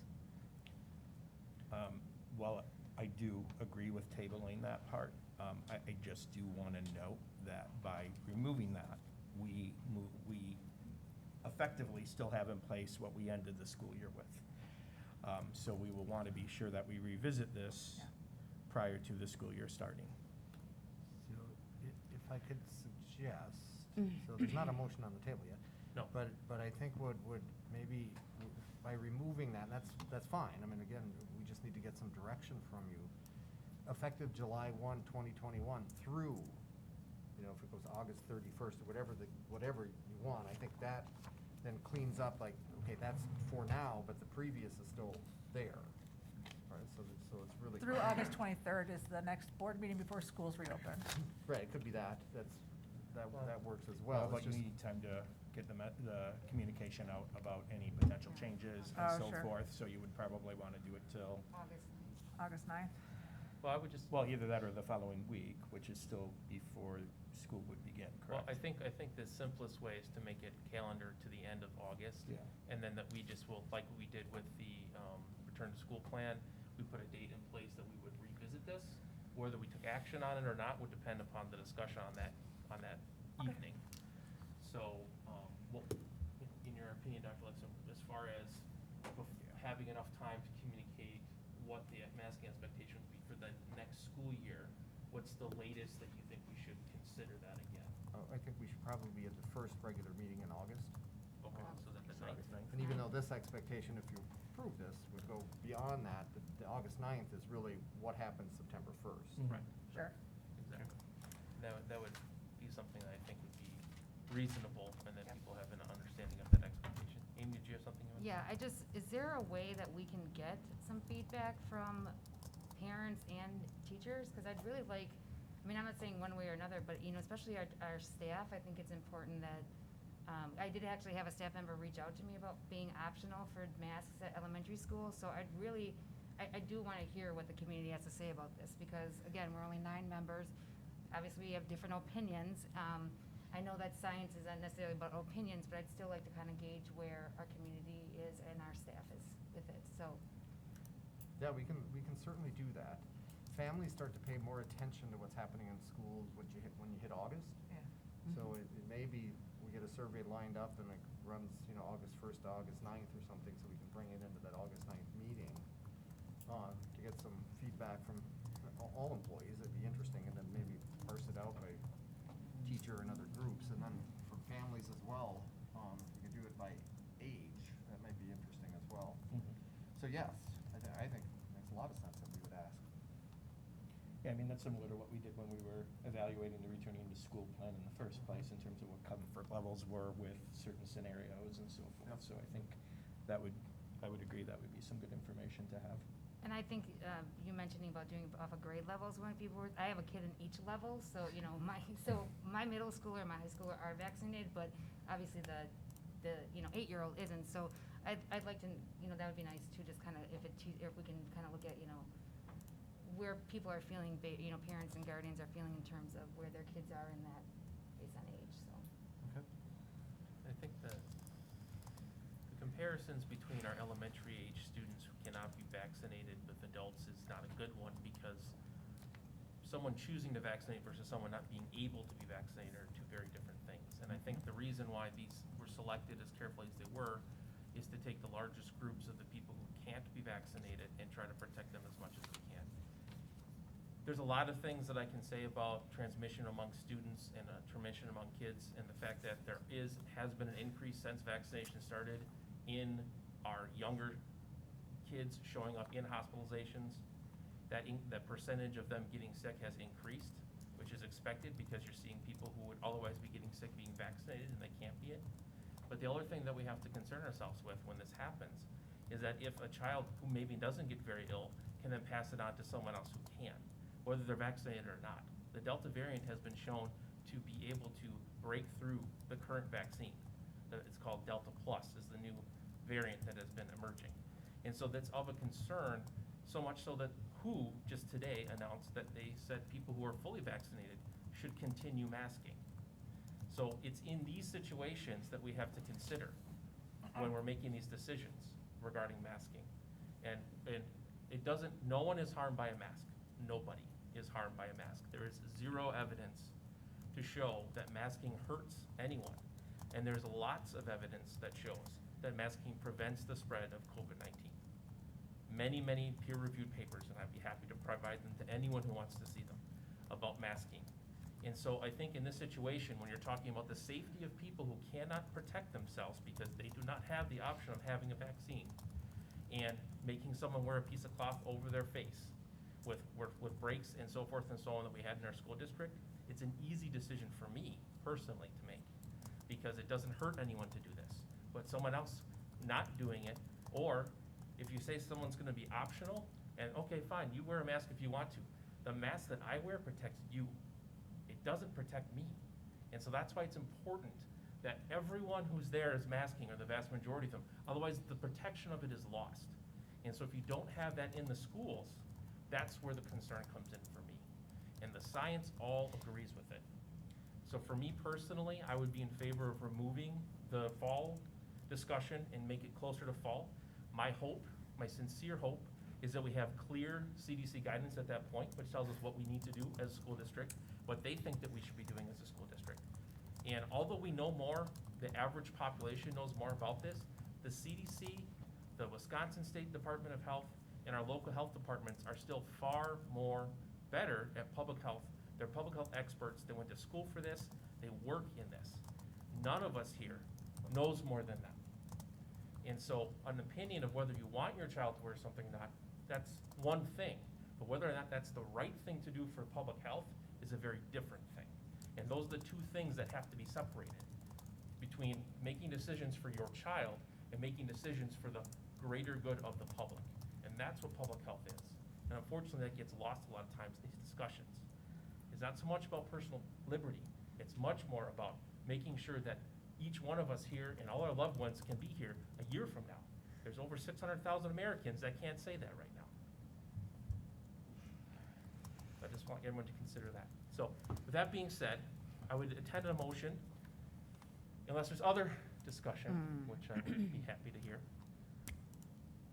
So when I listen to you, Noah, I agree with you, and I say, wow, yes, he makes a lot of sense. But then there are other people that will say that they have data that shows that masks can. So again, so the data that we're using is the CDC. Is that correct? Well, it's the CDC guidance, but there's plenty of Plenty individual of- studies that have been done. The American Academy of Pediatrics is another group, which is a group of pediatricians, obviously, that provide guidance about masking in children and so forth and so on.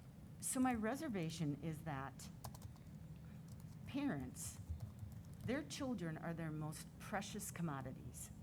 And I cannot imagine any community member putting their child at risk. I believe that they have enough evidence in their minds from the last year to say, I do not think that my child needs to wear a mask, or that it will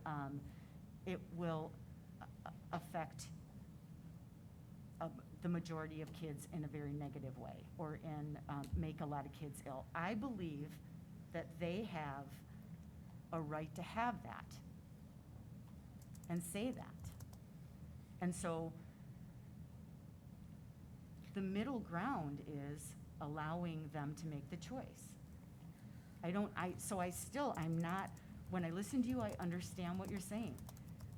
I do, I understand. But I can listen to a group of parents that will be able to give me other information that really makes sense. And I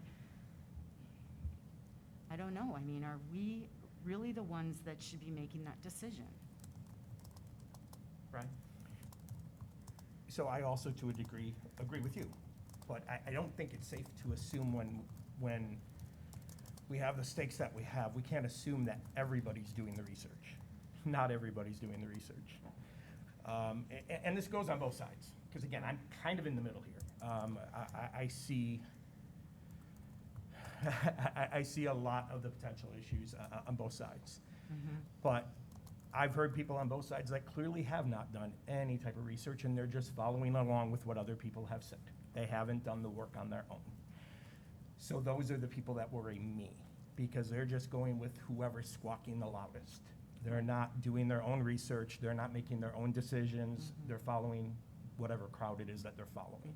And that's where I get worried, again, on both sides. I think by tabling the piece for September, what this does is it allows us to get similar information, both from staff, families, et cetera. And then it kind of keeps in place some of the safeguards that were in place when people made the decisions about what they were doing this summer, which I think makes sense because ultimately those decisions were made based on the information that they had. And hopefully during that time, especially as, if we're getting surveys out to parents and so forth, hopefully those parents will take that time to educate themselves as well.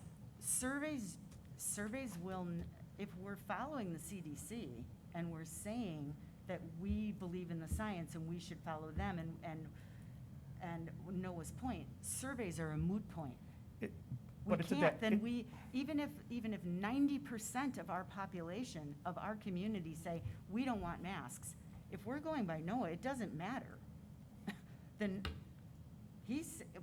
right, Noah? What you're saying is, That's true. they might be thinking with their hearts. They might be thinking for reasons that are not about public health. So I Correct? think the important thing to take into account is that we did surveys for return to school.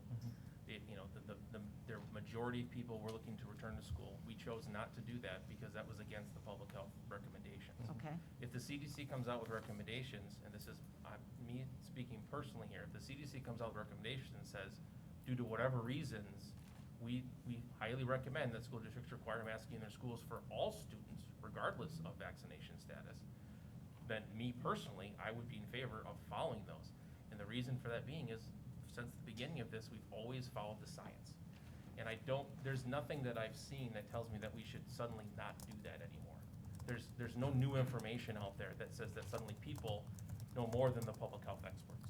So I'm not saying that the rest of the board will agree with me, but I'm saying that's where I would be, because that's what I've been doing this entire time. Yes. Bill? So we have districts surrounding us that have gotten rid of the mask policy, correct? Do we know how many districts have gotten rid of it and to what extent? And have we reached out and asked any of those districts for any type of data on, how many kids have they had to, how many kids have tested positive, any type of information, any type of data? I mean, I hear we have data, but I don't see it. Well, I hear we have it. What So data- let Waukesha, do we know, has there been a higher rate of transmission in kids under the age of 11 since they removed the masks? So. In Oak Creek, Franklin, is there any data? No, but I mean, Okay. obviously the data now would be a little bit skewed since we're not in school. So the data would. If they removed them in the beginning of May, I don't know when Waukesha exactly. It wasn't until there's about 2 weeks left. And now they have summer school, I'm assuming, right? I don't So know. we could probably get some data and some information from some surrounding districts that took steps to remove the masks and see what kind of issues have cropped up. I mean, we say we have data, but I don't see the data. I wanna see the data. So Bill, I can email you some articles. The data that I'm referring to is global stuff. So not Global. looking at Global, yeah. Okay. So large That's a scale huge- studies. That's a huge variant and a huge factor in this type of data. Yeah. Wouldn't So we want a little more localized type of data? well, we use our local data to make. I mean, the thing I look at is our local transmission rates and our burden rate that we were looking at, the thing that's now being updated every 2 weeks. Our local data is what we use to try and look at what is the risk here, right, in our own backyard. But when you're looking at broad scale decisions, when you're looking at, you want to look at millions of people, not just 10,000, because then you're looking at every swath of race, ethnicity, disability, age, all of those things are being taken into account when you're looking at those decisions. And so when I talk about data, peer-reviewed data for the most part, good peer-reviewed data is going to have a large sample size, which means a lot of people were looked at to determine if there was an effect or not, positive or negative. So that's the data that I'm referring to. So I would really like to see some more local data. So I don't And know if. things from the surrounding, schools in the state of Wisconsin maybe. How many don't have masks? When did they get rid of the masks? Have they had any issues with the masks or the transmission rate? I know most I mean, if public we wanna schools- broad, I mean, I'd like to probably, you know, if we wanna broaden it to cities in the United States that have the same ethnic makeup as and population as the city of West Dallas, let's do that, you know? But, like, I wanna see data. On what specifically would you like to I see? just said, the transmission rate in the local area of kids under the age of 11 since the mask requirement has been removed. In the school districts? In any school district in the state of Wisconsin. Okay, so any school district in the state of Wisconsin that doesn't have a mask requirement. Correct. So the data is gonna be pretty limited, I'll tell you, just because no school district in the state of Wisconsin, a public school district, I should say, there were private schools that didn't have mask requirements early on, but they have a much smaller population in general. But public school districts, very few of them had any length of time where they weren't having a mask mandate in the school. Towards the end of the school year, there were some around us that did remove it. Waukesha was one of them, you're correct. Oak Creek Franklin, I believe, just recently removed it for summer school.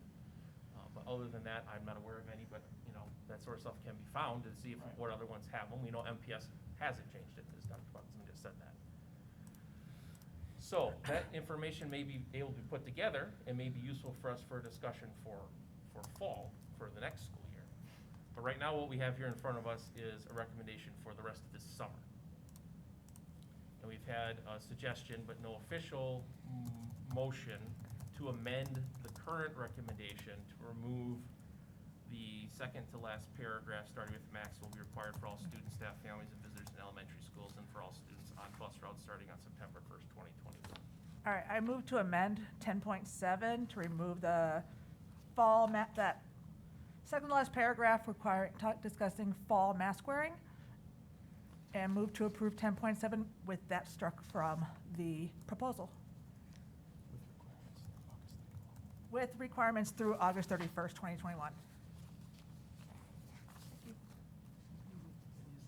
I second.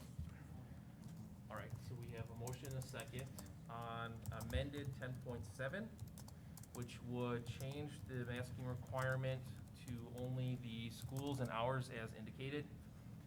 Would take effect from July 1st, 2021, and effective until August 31st, 2021. We should probably add in there that we will review the date that we're gonna review for, so no later than August 9th. Do we have to officially put that in? If you want, you can put that into the motion. So either the maker or you'd have to offer a friendly amendment. I offer a friendly amendment to discuss this on August 9th, 2021. To review fall masking requirements for West Dallas, West Milwaukee School District. Is that clear enough?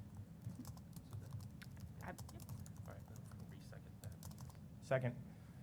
All right, we have a motion and a second for amended item 10.7, as indicated. Any further discussion? A question about the buses. Yes. We have effective immediately, and we have all this going on, and it says buses will be required on buses. And then down below, it says, school buses for the purpose of athletic activities or participating in recreational community services program. They're not required then, is that what that's saying? Yes. So Summer school bus routes would require it, but the athletic other ones would not. Well, does the recreation community include the camps that the students are attending at Hale? Because that's through the rec department. If you look here, it says buildings hosting recreational day camps, Hale, so 7:30 to 5:30, we're required to wear masks. Right, but if they go on a bus during that time, it's Oh. part of the rec department, they're not then required to have a mask on. Is there buses for day camp? I didn't know that. I don't know that they've been doing them. Shelley, but- can you come here by the mic? Thank you. Okay, at this point, I'm not aware of any scheduled field trips, so if the requirement would be for all the kids, even at camp, to wear a mask while on the bus, then they would do so. But right now, we don't have any field trips scheduled. So there's no buses for day camp, I understand. So there's no buses. And we do not provide transportation, it's all parent Okay. transportation to and from camp. So this isn't about getting them there. That would be Right. only field trips. Yeah, Yeah. which they have done in the past, We just. have done them in previous Right. years, yep. but that would be a clear distinction from the other groups that are listed, hence that would fall under, I would assume, the policy of them being in their summer school class or their rec. Their day rec. camp, right? Yeah, their day camp. Yeah, because the bold up on top of the very first table includes on buses. It's hard to find the language that makes it really clear, but. And on buses. Right, and the only reason I ask is because we're dealing with two different groups, with the Mhm. schools on buses versus with the rec department on buses. Yep. So, that would be through the rec department, which is not required. Correct. But I think for the fact that it says for day camps, that if it's part of day camp, then it would be required. Because the CDC guidance on this is that even vaccinated people are supposed to wear masks on public transportation. So that's why the original amount or the original statement for this fall said all students, regardless of age, would be wearing masks on buses, just because that's what the CDC current guidance is. So, I mean, are you saying that we need more language to specifically state that, or is it clear enough from this that if they're in day camp, regardless of the activity, if it's on a bus or inside, they're gonna be wearing a mask? If they're outside, obviously, this doesn't change our outside masking requirements, it's not required for outdoors. Yeah, it's part of Shelley, that's camp. clear? Yep. That'd be okay? Mm-hmm. You okay with that? I feel like it needs to be explicit, otherwise we'll have arguments. Well, Shelley's the one who runs it, so she knows. I'm But sure you you'll have might- arguments. Arguments from, I don't know, whoever. So this would only come into account if we had a If we field could- trip. Yeah, so I mean, if there's no plans on ever taking the kids anywhere during this summer cycle, then yeah, I and guess if it's a moot we, point. if it would, that would be addressed at that time, the plan, then it would be, according to policy, that while we're on bus, we're masked. That's communicated. But This This is is an communicate- extension of day camp. And it'd be Yeah. probably a form or Then- something like that, they'd have to go Oh, home anyways, okay. Yeah. if they're going on a field trip. Yeah. Oh, Lisa, yeah. all right. Yeah, it's clear. Okay. Okay. Shelley got it. All right, so we did have a motion, we did have a second. Any other questions or comments? I got a question. If I vote no, would I be voting for the current mask policy to continue? Yes, you would. And if I vote yes, then I'm voting for the amended Mhm. masking policy. Correct. So would I recuse myself, or would I abstain if I don't want to vote either? So you would Vote present. abstain, you wouldn't have a reason unless you have a conflict of interest Nope, here. I don't, so it's I an don't think you abstaining? do, right. Okay. Any other questions or comments? I will be abstaining. I will also. Okay. All those in favor? Aye. Opposed? And 2 abstentions. Okay, so 5-0, All right, well, passes. that Is that our is, quorum? I'm sorry. Yes. Yep, What that's five a- is our Yeah. quorum? Okay. well, it just has It's to just be being recorded. present, it doesn't matter Oh, okay. about voting. All right, thank you. So, that ends our, meeting for this evening, so I'd entertain a motion to adjourn. Move to adjourn. Second. Moving seconded, any further discussion? All right, all those in favor? Aye. Opposed? We are adjourned. All right. See you, everyone. Shut down, I don't know what that.